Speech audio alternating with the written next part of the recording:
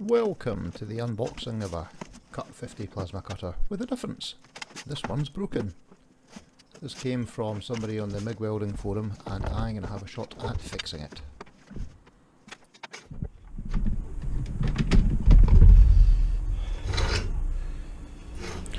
First task, turn it on. Well, that's dead. Yep. I like the Spitfire thing. Absolutely no shame in starting with the basics. Let's make sure the fuse is okay. It is, so let's take it apart.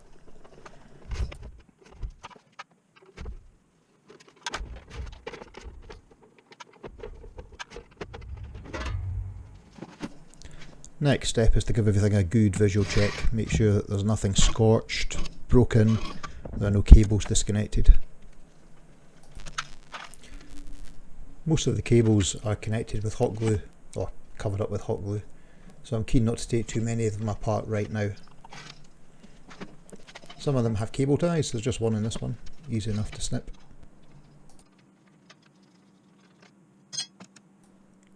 After a quick visual inspection, the next task is to check for continuity from the plug all the way through to the live and neutral points on the circuit board. All looks good here.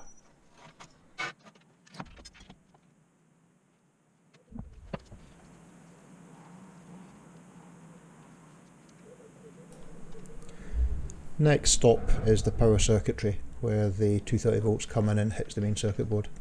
I'm still hopeful that there's an issue up here, and that's why we don't even have any display on the LED on the front of the screen. The reason I'm hopeful is that this is going to be the easiest area to troubleshoot. Always a good idea to write down what you're disconnecting and where it is. Another visual check. Nothing seemingly out of the ordinary here. This is the high voltage coil going to the torch that's going to have to come off. It's in the way and I can't get the main board out without getting this guy off.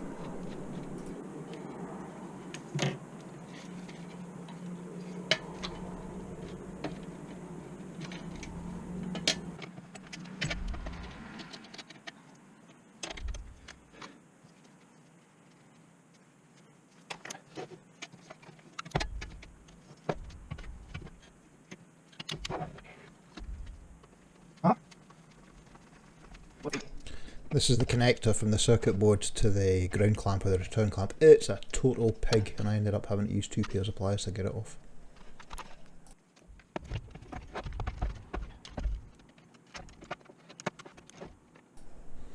Okay, board is out, well, kinda-ish, so time for another inspection. The eagle-eyed of you will notice that this one's lying on a metal bench. That's not a good thing to have something like this with all of its electrons flying around. But it's okay, we'll find a piece of wood in a second. What I'm doing here is checking the bridge rectifier, which is a pack of 4 diodes that converts the AC coming in into DC. I thought I was onto something. I was getting duff readings. It must be dead. Easy fix. First thing. Brilliant. So, bit of desoldering, bit of wiggly wiggly, bit of pull pull, prod prod. Get the rectifier out and give it a good test.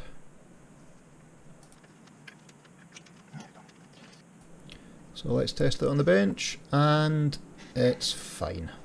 Bugger. So the problem, which is a bit of a rookie error, is that printed circuit boards have a film on the back of them, and I've been trying to test continuity through that film, and of course that doesn't work. So I'm just going to reflow the joints here so that we can plug 230 volts back into it and then check to see whether we're getting voltage at the appropriate points.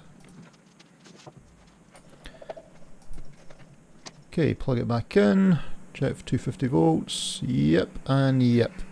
So we can put the rectifier back in again and tune in next time.